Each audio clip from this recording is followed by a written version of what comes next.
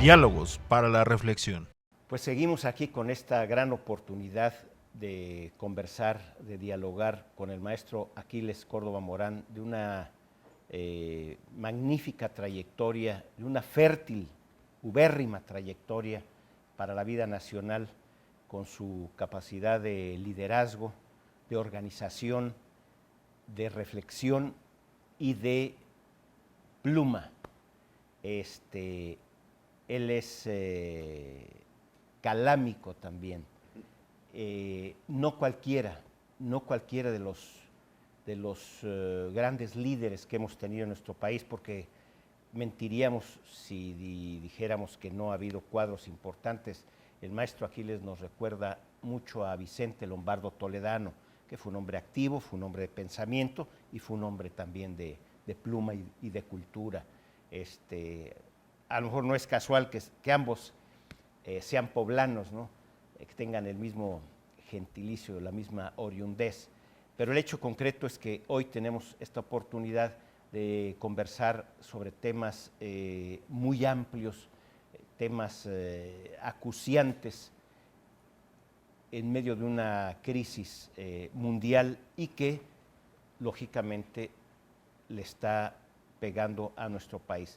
Comentaba el maestro Aquiles Córdoba Morán de esta forma global en que se ha venido presentando esta agudización de las contradicciones, y por eso yo quisiera que retomáramos el tema, maestro, cómo nos viene afectando, por qué está jugando ese papel el capitalismo o el imperialismo, o como queramos llamarlo, el libremercadismo a ultranza, cómo nos está afectando, y luego pasar a una segunda parte, qué escenarios podemos prever o para cuáles debemos prepararnos, porque si de algo nos debe servir la historia y la reflexión crítica es para tratar de pertrecharnos, de fortalecernos ante las circunstancias indudablemente posibles. ¿Cómo ve usted esa situación, maestro?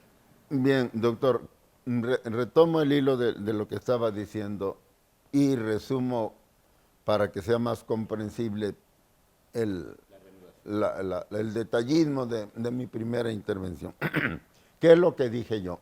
En síntesis, perdón, que la economía de mercado, a la que yo le llamo capitalismo en su fase imperialista, y quiero aclarar que la palabra imperialismo, el bautizo de imperialismo, como la fase última del capital, la más desarrollada, que se caracteriza por la concentración y la centralización de la riqueza, la monopolización de la economía que finalmente llega hasta los bancos y al exagerado desarrollo del capital financiero, no es un invento ni mío, ni de la izquierda, ni de Marx, ni de Lenin. El primero que habló de imperialismo fue un economista inglés muy famoso, John A. Hobson, que fue el primero que escribió un libro sobre el imperialismo inglés y que no vaciló en decir, esta fase del capital no se puede calificar más que de imperialismo.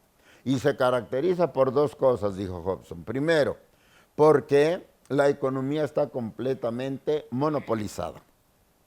Esto ha producido un acelerado crecimiento de la producción de mercancías y por lo tanto la necesidad de mercados exteriores.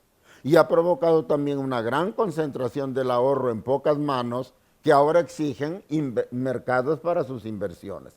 Y de aquí nace la segunda característica del imperialismo, el hambre de territorios ajenos, de mercados ajenos, porque lo impulsa la necesidad de su propia economía monopolizada, que tiene un gran excedente de mercancías y un gran excedente de dinero que tiene que colocar.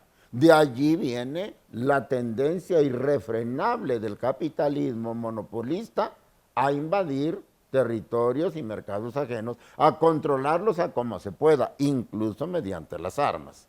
Eso lo dice Hobson, que es un economista inglés muy importante, su obra está publicada, mucha gente la ha de conocer. Yo hablo entonces de esta fase imperialista con esas características que dice Hobson. Y lo que yo estoy señalando es que de Hobson a la fecha ya pasaron más de 100 años. Y sin embargo seguimos en esa fase, pero ya no igual que como Hobson la conoció. Esto ha evolucionado. En la época de Hobson todavía no se veía lo que implicaba, lo que podía provocarse con el crecimiento cada vez mayor del ahorro, o sea, del capital bancario, del capital en dinero que busca dónde aplicarse, que es lo que está provocando, para mi gusto, la actual crisis del mundo. Yo lo que señalé, en síntesis, repito, es que vivimos en una etapa en que el imperialismo ha entrado en una crisis muy difícil de curar. Para mi gusto, terminal. ¿Por qué? Porque el problema, el enemigo, si lo queremos poner así, de esta fase, el generador de los problemas del capital actual es el propio capital, el capital financiero básicamente, que ha crecido desmesuradamente, que se ha concentrado demasiado en unas pocas manos y que ahora ya no saben qué hacer. ¿Y cómo se manifiesta esto? Yo digo, las guerras, la crisis de la deuda, la crisis inmobiliaria que estalló en 2008, no son más que manifestaciones de esta situación y de los intentos cada vez más desesperados de los capitales financieros acumulados para encontrarle mercado, para encontrarle empleo a su dinero, porque como es bien sabido, capital es el dinero que se autoincrementa. Tiene para eso que prestarse o que aplicarse a producir algo para venderlo, si no, el capital deja de ser capital y desaparece. Entonces, las guerras que estamos mirando, la tensión mundial que estamos mirando, los problemas económicos, la crisis económica que empezó en 2008 y que la mera verdad no ha terminado, la está provocando este exagerado desarrollo del capital financiero, principalmente en los Estados Unidos.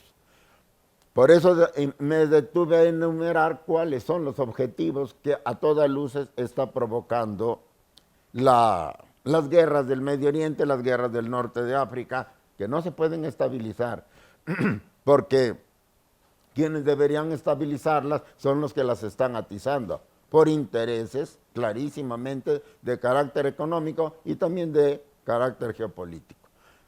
Así es como yo miro a la situación. Ahora, esto implica también, está claro, la necesidad de mantener un control suficiente de todos los mercados del mundo. Es decir, para hablar claro, de todos los países del mundo. El capitalismo, el imperialismo, tiene necesidad de tener libre acceso a los mercados de los países.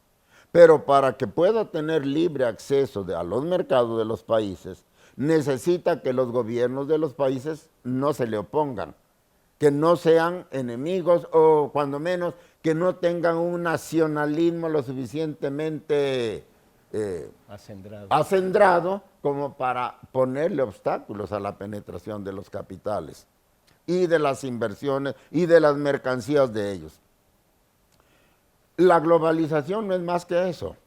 La famosa economía globalizada no es más que eso.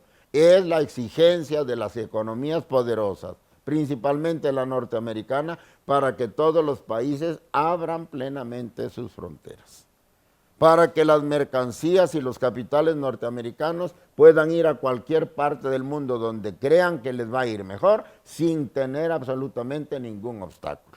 El señuelo es, tú abres tu mercado y yo abro el mío.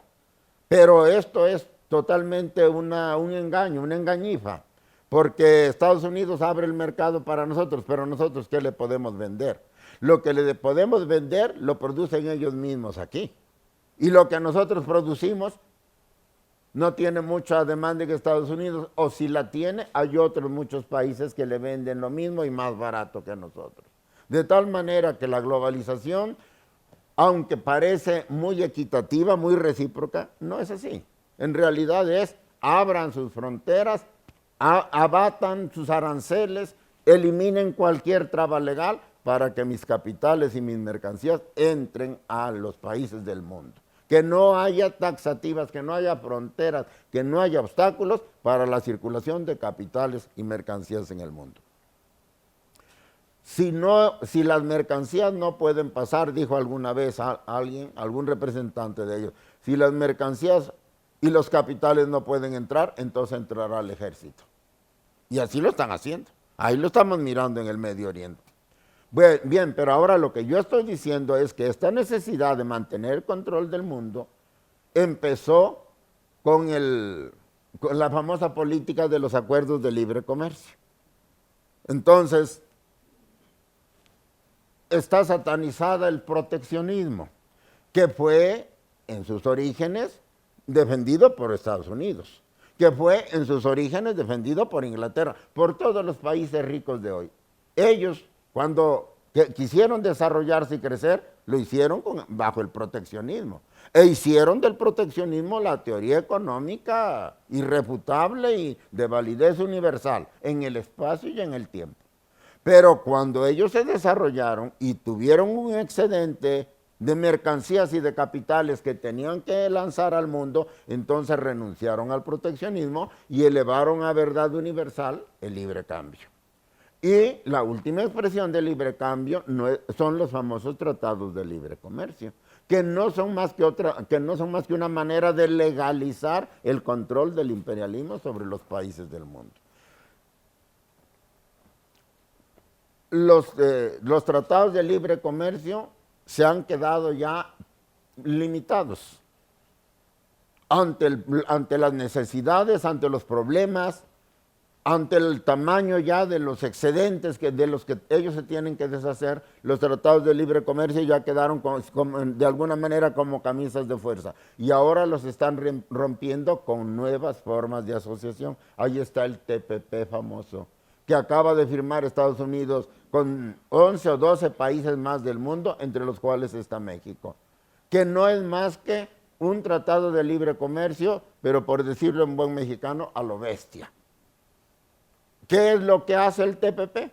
Le da muchas más facilidades, prácticamente todas las facilidades que quiere a los capitales norteamericanos para que entren a las economías de estos países.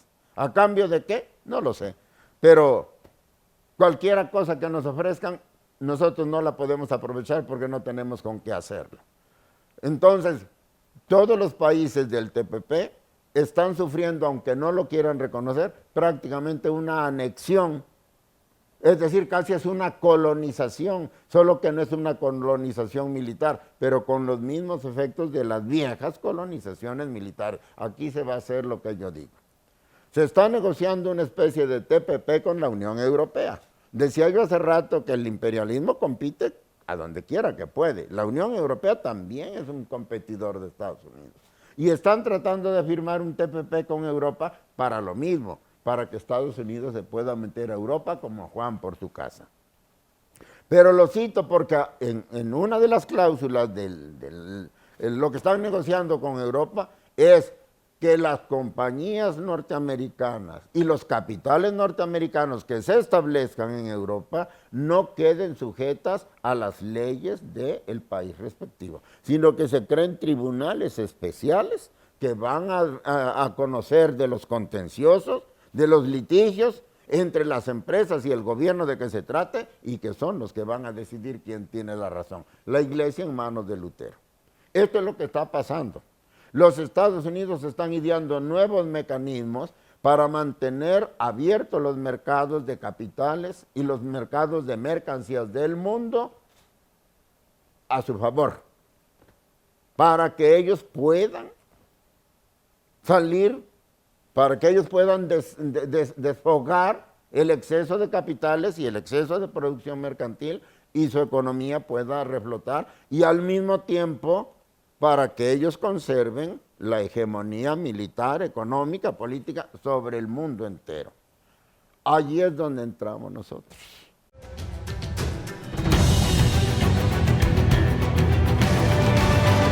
Diálogos para la reflexión.